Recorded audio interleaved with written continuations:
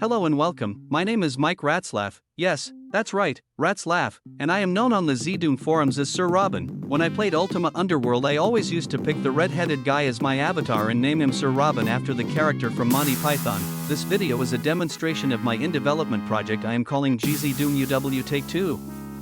This project is my effort to bring the world of the game Ultima Underworld into the GZDoom engine. GZDoom is the game engine based on the open-source release of ID's games, Doom, and Doom 2, in the 1990s, the games that kicked off the whole first-person shooter game genre. Ultima Underworld is one of the very first 3D first-person real-time dungeon crawler games. Some mistake it for a raycasted game, but it is in fact a full 3D game with texture-mapped floors and ceilings, sloped floors, 3D modeled objects, and the ability to pitch the view up and down. The story I've heard goes that John Carmack saw a tech demo of the Ultima Underworld engine and thought, hey, I could write something like that. He went on to write the Raycaster engine that became Wolfenstein 3D, which evolved into Doom. So even though it wasn't a big commercial success, Ultima Underworld may have been what actually sparked the first-person shooter genre.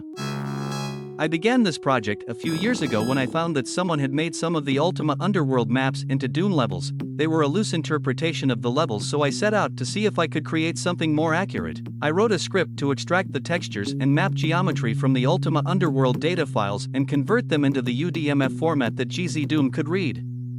I wrote another script to bring all the sprites into the level as non-interactive decorations. Then as I began learning ZScript I wondered how much of Ultima Underworld's objects and environment interactions I could bring into GZDoom. I began creating an interface using custom weapons that was accurate to neither Doom nor Ultima Underworld and required the user to learn a whole new system of interaction. It was a good learning experience, but I didn't like the direction that it was going, so I scrapped most of that code and started over, hence why I call this project Take Two.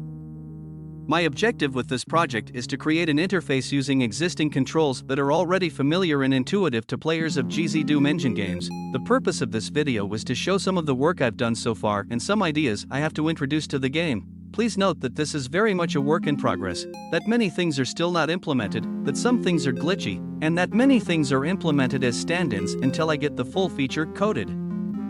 With all that said, let's get on with the demo. Note that the messaging system is not fully implemented, so the messages at the top of the screen may seem awkward, and objects may be referred to by their class names instead of their proper names. This will be different in the final version. The first thing to demonstrate is that objects can have multiple types of interactions depending on what the player wants to do with them.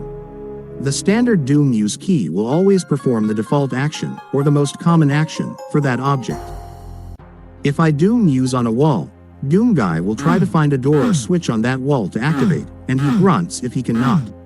The standard Doom use is not height sensitive, but in this game the objects must be looked at directly to be used. If I Doom use anywhere on this wall, Doom Guy just grunts. But if I Doom use while looking at the engraving, he reads it. And if I Doom use while looking at the button, he presses it. Obviously mouse look mode and a crosshair are very useful here. If I Doom use while looking at this door, Doom Guy will try to open it. But it is locked, so I will come back to it later. The door is locked, move on to the next one. Here are some pickup items. Normally Doom Guy will passively pick up anything he touches, but in this game most items can only be picked up actively. I can look at a pickup on the ground and Doom use it, and Doom Guy will pick it up. There are lots of items in the game, but each item I carry counts towards my encumbrance.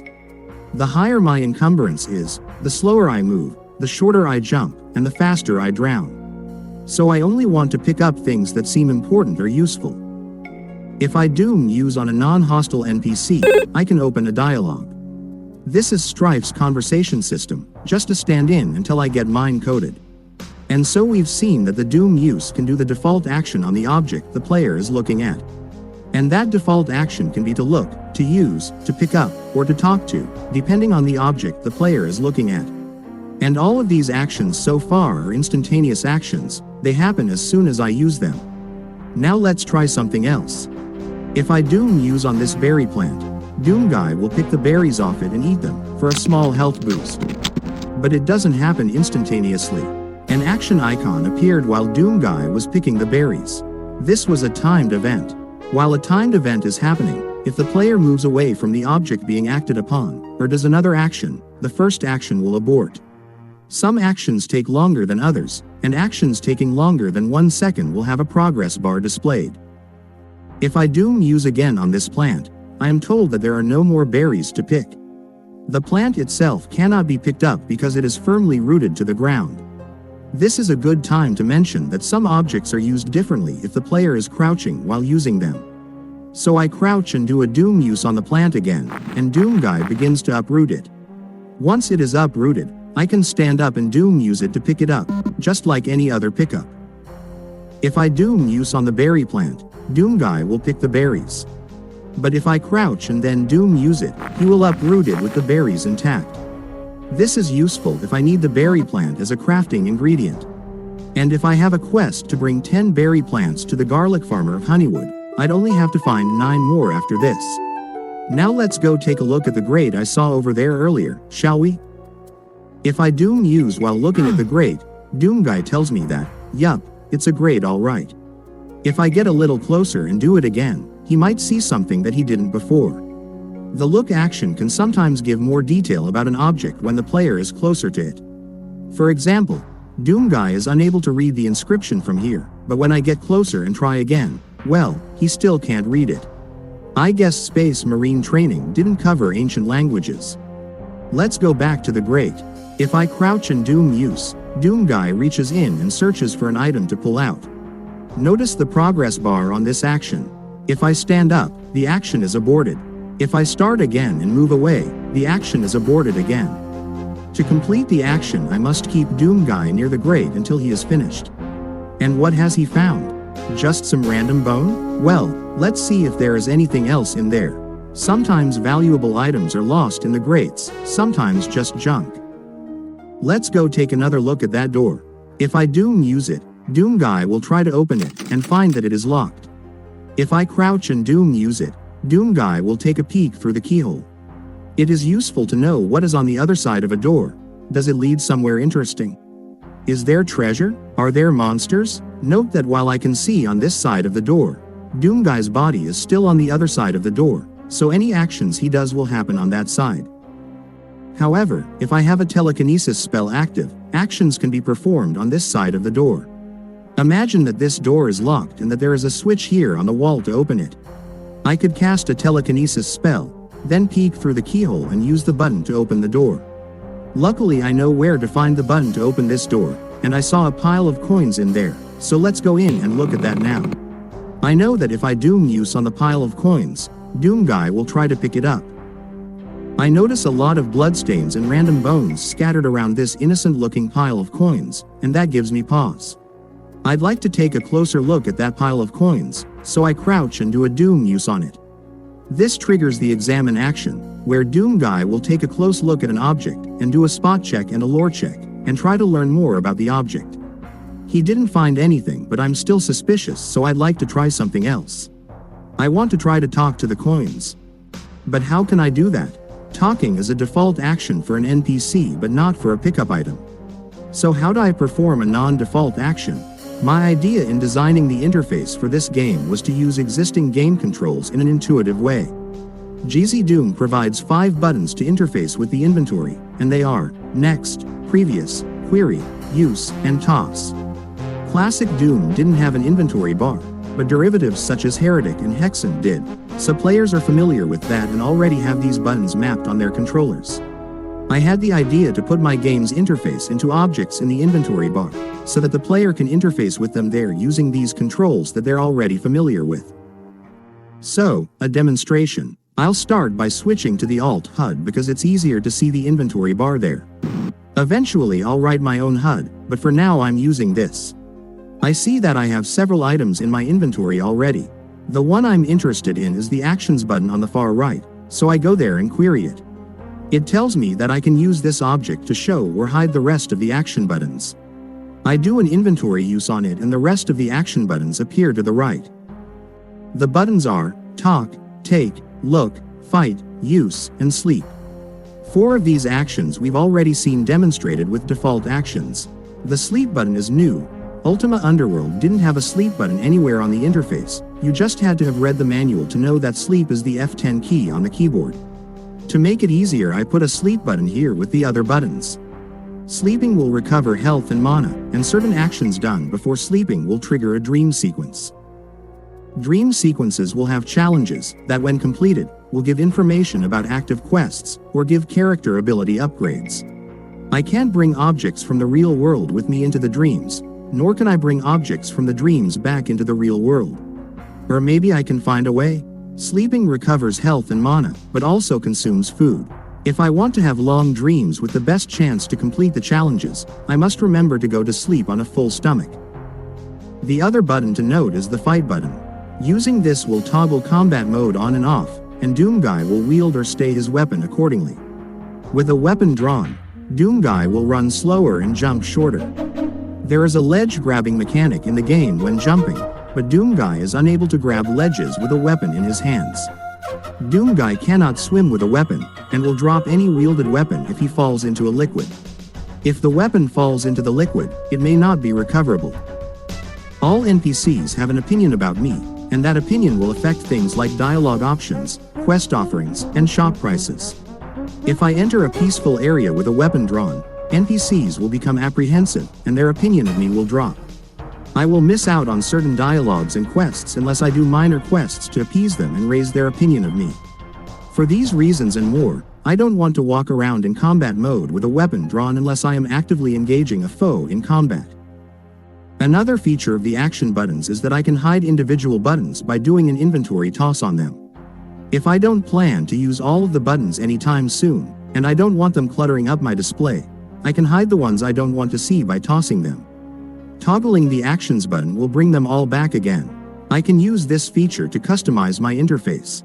I can also bind controller buttons to these actions directly. I don't need to use the inventory if I don't want to. Let's get back to my conversation with the pile of coins. I select the talk action and do an inventory use, not a doom use, on the pile. Normally coins don't talk back, so if they do, that means that Doom Guy is hallucinating or confused, or that the coins are enchanted, or they are a mimic. At this point I think it's best not to try to pick them up. Let's take a look at this grate over here. Again, Doom Guy sees something behind it if I get him close enough. I'll try an inventory use on it. Talking to a grate can tell me if it is a mimic, or if it has a monster like a rat living inside it. Either way, I wouldn't want to stick my hand in there. Talking to a grate can also be useful to talk to an NPC at the other end of the grate. This can be useful if, for example, the NPC is locked in a prison cell, or if I am the one locked in a cell and need to talk to someone outside. This grate does not respond, so I'll guess it's safe. I'll have Doom Guy reach in and see what he can find. There is something in the grate, but Doom Guy can't reach it.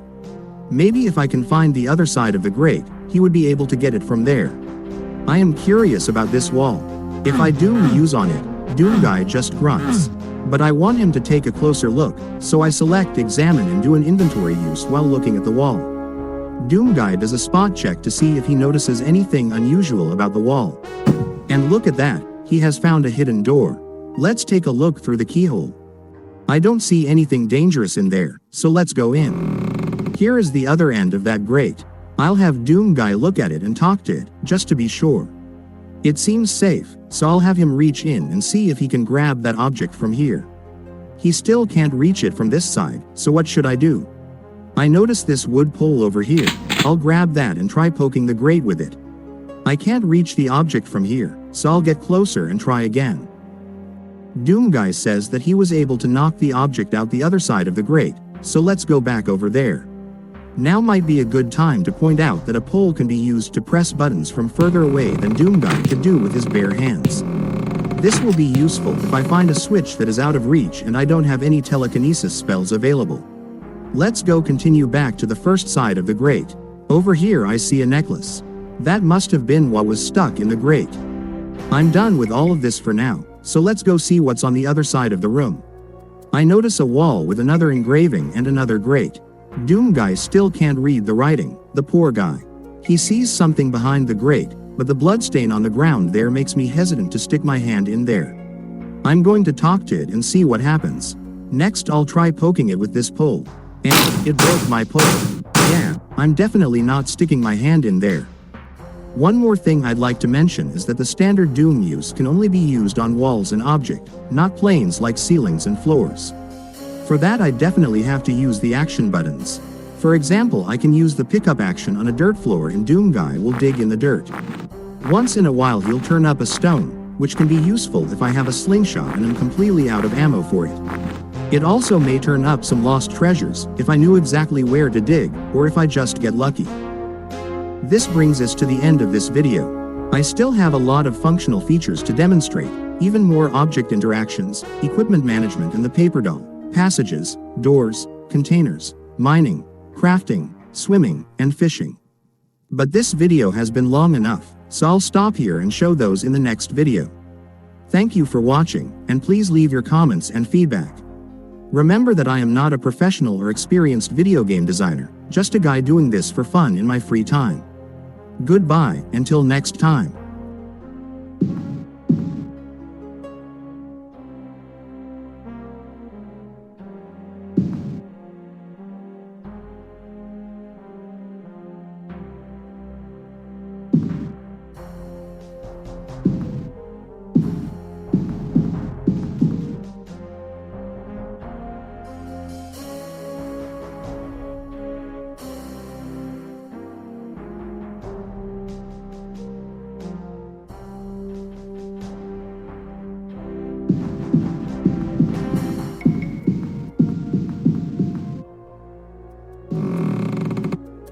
Nice day for fishing, ain't it?